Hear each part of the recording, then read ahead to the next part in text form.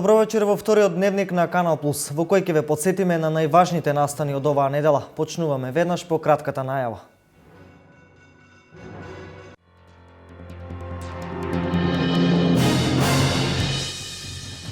Германската компанија Technical Textile во средата го означи стартот на работата. За почеток се отвораат околу 600 работни места.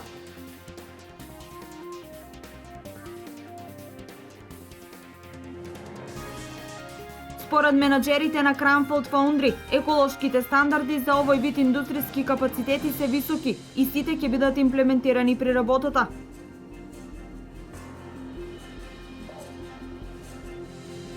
Во Кочани ќе се гради стамбена зграда наменета за социјално загрозени семејства. За околу 2 години стамбеното прашање ќе им биде решено на 43 семејства.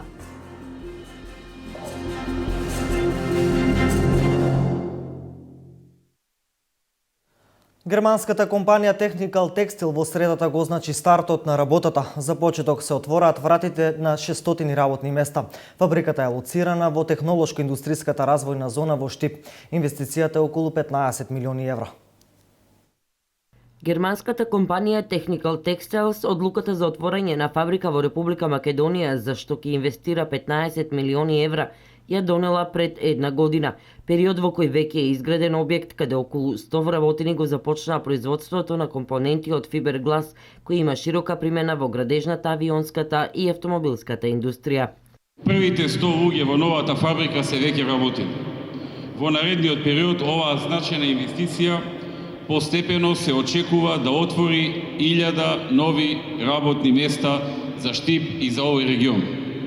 Тоа е од огромно значење за Штип, за Кочани, за Велес, за Свети Николе, за Карбици, за Лозово, Чешиново и Облешево и сите околни населени места. Ова е втора фабрика отворена во Штипската технолошко-индустријска зона под Johnson Controls, која веќе неколку години работи, а наскоро ќе биде отворена и италијанската фабрика Кондево, каде ќе има можност за 250 нови вработувања. Исто така се очекува и отворање на уште една фабрика. Пред неколку месеци се отвори новата фабрика на Актива. Оваа фабрика е во директна врска со белгиската инвестиција на Ван Хул. Практично целото производство го продава на Ван Хул. Ван Хул, која успеавме да ја привлечиме во изминатите години. Веднаш до новата фабрика на Актива, во наредниот период очекуваме изградба на уште една фабрика. Овој пат на германската компанија Semag Fashion, која во тој регион има купено земјиште од околу 35.000 метри квадратни. Така што, ако некогаш Штип беше град во кој фабриките се затвораа, денес сведочиме за обратен тренд. Денес Штип и околните општини се општини и град каде се отвораат фабрики. Денес Штипскиот регион е претворен во едно големо градилиште. Со ова процентот на невработеност се намалува, кое допринесува за подобар и поквалитетен живот на граѓаните и сатисфакција за владата на Република Македонија, која прави се што е во нејзина моќ да се забрза трендот за привлекување странски инвестиции и отворање нови работни места, истакна Груевски. Груевски додава дека и во иднина ќе продолжат напорите за подобрување на бизнис климата во државата, намалувањето на бирократските процедури и подобрување на сервисот на државниот апарат кон странските инвестиции. Добрите услови за инвестирање и брзите процедури за стартување на инвестицијата беа клучни фактори за директорот на германската Technical Textiles Jens Wengland, кој наместо во Дубај, каде имале намера да ја отворат оваа фабрика, на пат кон Абу Даби, видел статија за поволни инвестиции во Македонија и одлучил да инвестира токму во нашата држава. Тогаш кога пристигнав во Македонија, ние преку АХК, Германското македонско стопанско здружение, ставивме во контакт со дирекцијата за технолошко-индустријски развојни зони. Бидејќи добив огромна поддршка и советување за инвестирање во Македонија. Меѓутоа, сите ми велеа не треба да се оди таму, тоа е помалку развиена држава, транспортните трошоци се високи. Меѓутоа, морам да кажам дека досега целиот овој развој на овој проект оди во една одлично позитивна насока. Имаме планирано и понатамошни други инвестиции во оваа фабрика. Јас веќе следниот месец имам одредени состаноци со одредени партнери или можни инвеститори за во Македонија, каде што би сакал да им ја представам можността за инвестирање во Македонија и би сакале да учествуваме и во други понатамошни идни проекти. Можеби тука вие во Македонија ги немате тие финансиски можности кои што се нудат од страна на Европската Унија или во вид на субвенции, меѓутоа за мене е многу битна целата рамка околу можностите која се нуди во државата. Груевски истакна дека примерот на Венгланд ќе го следат и други инвеститори од Германија, со што во најскоро време ќе има уште нови странски фабрики во Македонија. За оваа и сите наредни инвестиции одговорен е директорот на технолошко-индустриските развојни зони Виктор Мизо. Оваа фабрика представува вкупна инвестиција за почеток од околу 15 милиони евра, што значи дека таа бројка може да се зголеми врз основа на дополнителна опрема и машини кои треба да дојдат во наредниот период до крајот на годината, но истовремено оваа компанија ќе овозможи освен креирање на работни места, придонес кон влез на нови технологии, трансфер на знаења и воспоставување на соработка со домашните компании. Дирекцијата за ТИРС работи активно на изградба на зоните и во моментот се превршуваат градежните активности на зоните во Кичево, Прилеп, како и на зоната во Охридско-Струшкиот регион, каде што веќе се градат или се во напредна фаза капацитетите на Key Safety Systems, ОДВ Електрик и Гентер.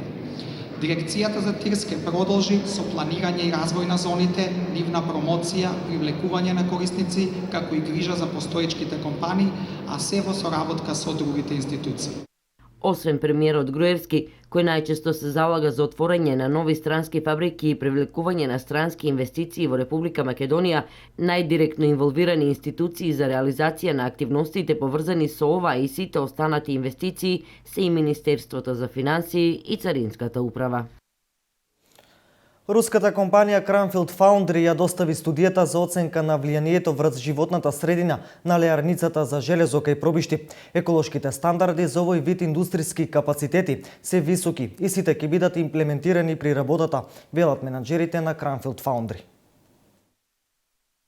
Менаџерскиот тим на најсовремената високо автоматизирана еколошка леарница за производство на делови за автомобилската индустрија и преработка на железо и алуминиум денес во Пробиштип со презентација пред граѓаните им гарантира здравје и чиста животна средина на пробиштипјани. Пред се денешниот ден го користиме да ги информираме луѓето и да ги едуцираме. Свесни сме дека постојат многу кампањи против нас, посебно на социјалните мрежи, каде што станува збор дека ние сме топилница или железара. За овие негативни мислења сме тука најмногу да ги разбиеме со директен контакт со граѓаните на Пробиштип и да им објасниме за што станува збор, односно за каков погон се работи и колку луѓе ќе можеме да вработиме и сите прашања и нејасноти што ги имаат тие да не ги постават директно на нас. Затоа што луѓето сметаат дека ние доаѓаме од места кои се непознати и далечни и воопшто не се грижиме за тоа колку ќе биде еколошки заштитено ова што го градиме. Оваа леарница е многу важна за Македонија, како и за градот Пробиштип, бидејќи пред се Македонија е блиско до земјите од Европската Унија, каде што со оваа инвестиција ќе мораме да соработуваме и со други земји. Пробиштип е место каде што сме доста поддржани од градоначалникот, од местната заедница, а исто така имаме и голема потреба и поддршка од работната рака, каде што ќе се намали невработеноста во Пробиштип. За крај, сакам да се заблагодарам на сите граѓани на Пробиштип кои што застанаа на овој штанд и денеска ни поставија прашања и се информираа за сето она што ние го кажавме и што пренесовме како порака на нив. Многу од кампањите кои негативно влијаат сепак дојдоа до заклучок дека со нашиот директен контакт многу работи им беа објаснати од наша страна. Влијанието врз животната средина беше оценето со помош на професори од Штип. Ние ја правевме студијата за влијание врз животната средина од леарницата Cranfield, која се планира да се гради во Пробиштип. И морам да кажам дека имаме најпозитивно мислење во однос на технологијата, опремата што ќе биде вградена во ова леарница, која е најмодерна од тој тип во европски и светски рамки, со бизнис планот на менеджментот кој предвидува достигнување на највисоките еколошки стандарди. Тоа е најмодерна опрема во делот на топење на старото железо, бидејќи се работи за леарница, ќе се користат Ото Юнкер индукциони печки, значи печки кои работат на промена магнетното поле преку кој се загрева металот без употреба на било какви други надворешни горива, значи на струја. Во делот на линијата за правење на калапи ќе се користи најмодерна технологија од ДИСА, тоа е данска фирма. Гемко е проектант на ова топилница, една респектабилна компанија од Холандија. Така да се на се, тоа е најмодерна опрема која нема никаков импакт врз животната средина. Со денешната презентација, граѓаните со поделени мислења за оваа инвестиција. Ја поддржувам оваа иницијатива и сакам да се изгради тоа фабрика во Пробиштип. Зашто тука има невработени луѓе. Па јас не гледам негативност за нешто што прв пат го имаме и одма со негативни работи се служиме. Ја мислам дека тоа е апсурдно да се зборува за такво нешто. Попрљава индустрија не може да стигне кај нас од ова. Компанијата Cranfield Foundry ќе вложи 15 милиони евра и ќе вработи околу 300 лица. Проектот ќе зафаќа површина од околу 8 хектари, а ќе се состои од производствен погон и административна зграда на 15.000 метри квадратни, а производството во новата леарница треба да почне најдоцна за една година. Започнаа градежните работи на стамбена зграда во Кочани, наменета за социјално загрозени семејства. За околу 2 години стамбеното прашање ќе го решат 43 семејства во социјален ризик.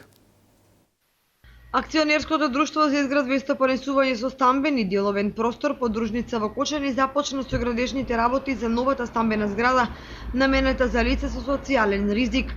Зградата ќе се гради во населбата Драчевик, како ламела 2 до веќе постојаната зграда со социјални станови. Станува збор за зграда по проектот FP1674 за изградба на лица во социјален ризик. Инвеститор е владата на Република Македонија. Ова зграда беше ветена и сега стигнуваме до финалниот дел на реализација на истата, односно отпочнавме со градба. Градбата отпочна минатиот понеделник. Воведен е во градба изведувачот, тоа е фирмата Атриум од Вевчани. Зградата ќе биде со вкупно 43 стамбени единици.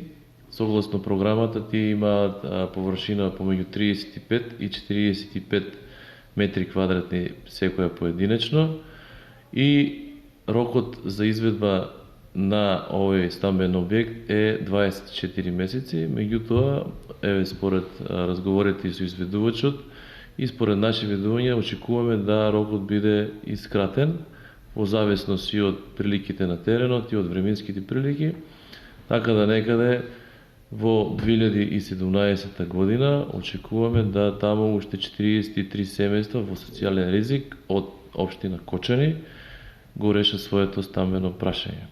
Подружницата во Кочани, во која влегуваат и општините од истокот, ќе гради вакви згради и во другите градови од регионот.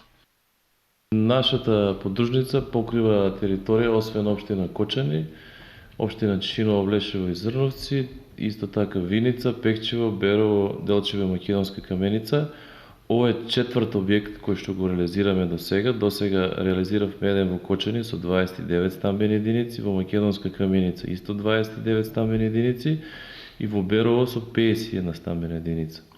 Веќе изготвена техничка документација, проекти за изградба на вакви два објекти, тоа еден во Пекчево и во Виница, а исто така во фаза на изготвување на проектна документација сме за еден нов проект, не на колективно станување, туку за индивидуално, односно да се градат типски куќи, кои што ќе бидат сместувани семејства и се изградат, се планира такви да има во Кочани, во Виница и во Пекчево. Вкупната вредност на објектот во Кочани изнесува 53 милиони денари и ќе располага со 43 стана со површина од 35 и 45 метри квадратни. По повод празникот Успение на Пресвета Богородица на истокот имаше големи прослави во рударските општини Пробиштип и Македонска Каменица. Во Пробиштип беше осветен споменикот на Свети Гаврил Лесновски, а во Македонска Каменица беше поставен камен темелник на градинка за деца со посебни потреби. Денес министерот за труд и социјална политика Диме Спасов го означи почетокот на изградбата на Дневниот центар за деца со пречки во развојот во Македонска Каменица, дневен центар кој ќе биде со капацитет од 60 до 80 дечиња. Очекуваме тука да има еден модерен, современ објект изграден по сите најсовремени стандарди кои што ќе ги има сите потребни услови да ги згрижуваат дечињата со пречки во развојот од Македонска Каменица. Со изградбата на овој современ капацитет ќе се создадат услови да се згрижат сите деца со пречки во развојот од Македонска Каменица. Со овој проект се решава проблемот околу непотребното патување на дечињата во најблискиот ваков центар во Делчево. Идејата дека навистина треба да изградиме дневен центар за деца со посебни потреби денеска станува реалност. По целосно подготвената проектна документација, добиеното земјиште од страна на владата на Република Македонија, издаденото одобрение за градење, денес одбележуваме почетокот на започнувањето со изградба на дневниот центар за деца со пречки во развојот. Се надеваме дека за 9 месеци тој ќе биде завршен и веќе дечињата кои што го посетуваат дневниот центар во Делчево ќе имаат можност таа настава или тоа згрижување да го посетуваат во матичната општина, односно во општина Македонска Каменица. Министерот Диме Спасов најави продолжување на изградба на вакви капацитети за кои има потреба и во останатите градови. Набрзо ќе биде отворен дневниот центар за деца со аутизам во Штип, дневниот центар за деца со оштетен вид во Велес, дневниот центар за деца со пречки во развојот во Валандово, во Липково и понатаму ќе продолжиме во општините каде што има потреба да создаваме вакви капацитети. Во рамки на посетата на Македонска Каменица, министерот Диме Спасов се запозна и со изложбениот возен парк на рудникот Саса, а ја посети црквата Успение на Пресвета Богородица. Во предсред на грејната сезона дел од граѓаните се во паника дека ќе останат без дрва за огрев. Доцна испораката на претходно порачани и платени дрва од Сдруженијето на пензионери и други добавувачи, додека приватните стоваришта се скоро празни. До стартот на грејната сезона има уште малку време. Сепак голем број граѓани се жалат дека не можат да купат огревно дрво, па многумина велат дека морале да се ориентираат кон брикети или да најдат други алтернативи за загревање на домовите. По констатацијата дека има недостиг од огревно дрво, генерално секаде низ државата, надлежните основната причина ја наоѓаат во намалената сеча од страна на јавното претпријатие Македонски шуми, но и од сопствениците на приватни шуми, кои минатата година го надфрлија планот за сеча, па годинава сечат помалку. Значи, собствениците одлучија ланска година дека поголем дел од сечивиот етап ќе го отсечат, тоа го направија и сега од страна на собствениците имаме помало учество на пазарот. Јавното претпријатие пак исто така има прилично комотна бројка од некаде 1 до 1.200.000 кубни метри дрвна маса која во текот на годината може да ја манипулира. Но факт е дека можеби ни полу од таа бројка, сега за тоа немам конкретни информации, но се претпоставува дека ни полу од таа бројка не е достигната во смисла на отсечена дрвна маса која ќе биде изнесена на пазарот за подмирување на потребите на граѓаните. Со самото тоа што има недостиг на огревно дрво, на истото му се зголемува и цената. Председателот на Сдруженијето на собственици на приватни шуми, Војо Соколовски, вели дека цената на огревното дрво во моментов е превисока. Во Штип бука се продава од 3100 денари за метар кубен и 3300 денари за даб. Тоа се некои економски закономерности на пазарот, чим една роба е дефицитарна, низината цена ќе биде повисока. Иначе е нормално, тоа е легитимно право на собственик да си формира цена, но и тоа подлежи на економски закономерности, така да пазарот ќе формира цената. Во овој момент мислам дека е превисока, но тоа е што е. Значи, во Малешевијата цената е некаде 2600-2700, така да се транспортни трошоци во другиот дел од државата треба да биде сигурно и посилна. Сдруженијето на пензионери на општина Штип и Карбинци ги известува сите оние кои имаат запишано огревни дрва во Сдруженијето во општините Штип и Карбинци, дека во текот на неделата ќе се проложи со испорака на огревните дрва. Поради објективни проблеми нема да има испорака на дабови дрва и сите кои имаат уплатено даб можат да ги пренаменат во бука или секој ден од 8 до 12 часот да си ги подигнат уплатените средства. Се надеваме дека ќе се има разбирање за настанатиот проблем, зашто и се извинуваме на сите за ваквата состојба, стои во известувањето од Сдруженијето на пензионери. Инаку Штипското Сдружение на пензионери треба да испорача околу 5000 метри кубни дрва. До сега се испорачани само 1000, а во текот на оваа недела ќе се испорачаат уште 2400 метри кубни дрва. Оние 1600 кои нема да добијат огревно дрво можат да си ги земат парите назад. Богата жетва очекуваат оризо производителите. Родот може да потврли таму каде што наводнувањето не е квалитетно и се употребувале неефикасни хербициди. Над 3500 хектари во Кочанско се под ориз. Оризовата култура во Кочанскиот производен регион одлично напредува. Земјоделците стручњаци со оценка дека на поголем дел од површините насејани под ориз, на есен ќе има богата жетва. На ваквата констатација во прилог оди и сончевото и топло време и доволните количини на вода во текот на целата наводнителна сезона. Генерално гледано, оризите се добри во моментот. Со оглед на тоа што дел од производители ќе има кои што ќе се жалат на она што го сработиле. Пред се би рекол тоа што го сработиле не квалитетно и лошо, би се жалеле тие. Меѓутоа, оние кои што квалитетно сработиле, квалитетно извршиле заштита, ѓубрење, прихранување, би требало да се добри. И во генерално пак би рекол дека е добра годината за оризот, со тоа што се уште не би давале завршни оценки, затоа што треба да се почека да се види како ќе помине до крајот сето тоа. Во моментов активности кои што се потребни во оризовата култура нема такви, би рекол.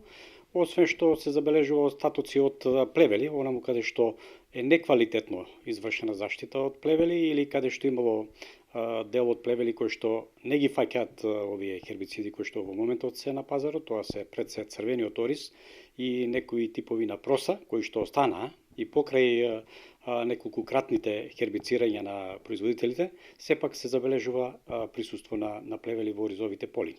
Меѓутоа сега хемиски нема начин да се тоа отстранува, освен ако механички производителите имат можност да тоа го отстранат со плевење, така да ги прочистат своите површини. Единствено тоа останува кое што би било како активност во оризовите полиња. Би требало да се очекува добро време, евентуално да не дојде до некои временски неприлики да го упропастат она што до сега успеале да го зачуват производителите. Сепак, генерално би рекол дека е добра состојбата со оризовата култура. Инаку во Кочанскиот производен регион пролетва беа насејани 3500 хектари со веќе од домакинетите сорти на ориз R76/6, Кочански бисер, како и новите сорти на ориз Примариска и Примавера. И годинава продолжи експерименталното одгледување на новите сорти турски ориз, кои како проект веќе втора година се применуваат во Кочанскиот производен регион. Во петокот Македонска каменица славеше 3 празника: Денот на градот, Денот на рударите и Денот на Мајката Божја. По тој повод имаше и саем на возен парк во рудникот Саса. Општината Македонска каменица денес слави 3 празници: Денот на Мајката Божја, Денот на градот, но и ден кој е од посебна важност за вработените во рудниците за овој цинк Саса. За да се биде на денешниот ден рудар, значи гордост. Рудник Саса за Македонска каменица значи живот. Најголемите екзистенции се од рудник Саса. А за рударите во наредните 17 години нема криза, бидејќи рудникот наскоро планира да започне со експлоатација на руда од ново јаловиште. Така значајни чекори преземени оваа година од страна на влада на Република Македонија со доделување на проширена концесија за експлоатација за рудник Саса, што ќе му овозможи на рудник Саса понатамошна работа во наредните 15 до 17 години, а со тоа ќе обезбедиме и безбедно работење на рудникот и безбедно работење на нашите вработени.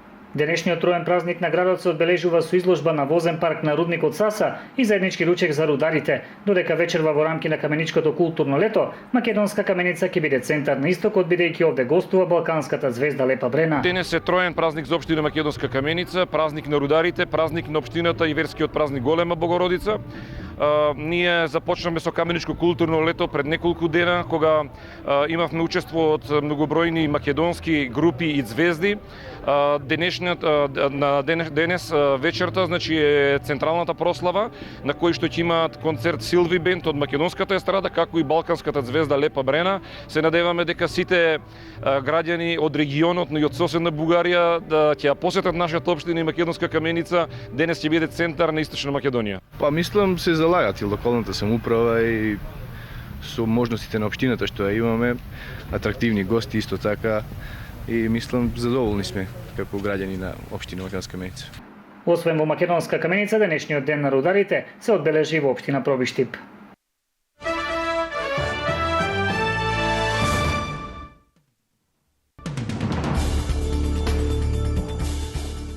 Околу 200.000 домаќинства останаа без струја во западната канадска провинција Британска Колумбија, поради бура проследена со урагански ветрови и пороен дожд. Невремето го погоди јужниот дел од провинцијата, меѓу другото и Ванкувер, мегаполисот на Британска Колумбија. На одредени места брзината на ветерот достигнала 117 км на час. Стотици дрва се откорнати, прекинати се електричните линии, а нанесена е материјална штета на десетици автомобили и на стамбени згради. Во Турција денеска се одбележува националниот празник на победата 30 август, кога се одбележува победата на турската армија, предводена од Мустафа Кемал Ататурк против грчката армија за време на ослободителната војна. Турската војска ги победиле грците и постигнува решителна победа во борбата за независност на земјата. Една година подоцна Ататурк ќе го прогласи основањето на Република Турција. Празникот на победата е и професионален празник на турската армија. 2 дена по откривањето на камионот во кој беа пронајдени 70 починати бегалци во Австрија, во саботата е откриена нова драма од овој вид. Австриската полиција соопшти дека бил сопрен друг камион на западот на земјата, каде што имало 26 бегалци, помеѓу кои 3 мали деца. Децата биле многу дехидрирани и пренесени во болница во екстремно тешка состојба. Камионот бил сопрен иако шоферот прво одбил да застане за време на една рутинска контрола на автопат во близина на германската граница. Во камионот имало 26 бегалци од Сирија, Бангладеш и Авганистан. Сите сакале да стасаат до Германија.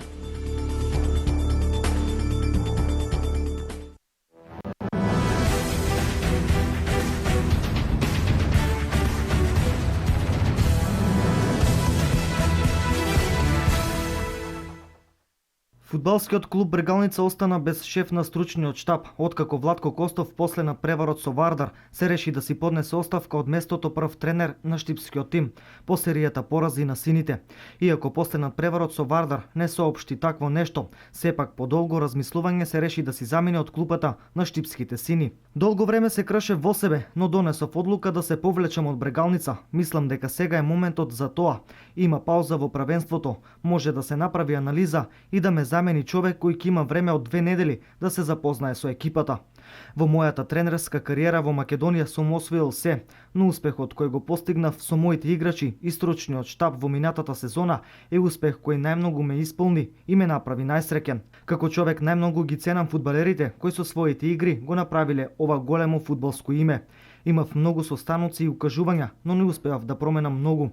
Јас сум човек кој сака да заработува преку успеси и да се вложам максимално во работата. Им благодарам на сите во клубот за соработката што ја имавме, на играчите за прекрасните заеднички моменти и на многу пријатели кои од било кој начин заради мене му помагаа на клубот. Се надевам дека средствата од мојот личен доход ќе бидат употребени за ангажирање на 2 или 3 фудбалери кои во моментот се неопходни за клубот. Му посакувам голем успех на човекот кој ќе ме замени, се вели во соопштението на Костов. Брегалница ја чека пауза во шампионатот пред да одлучи кој ќе биде тренерот што ќе го наследи Костов.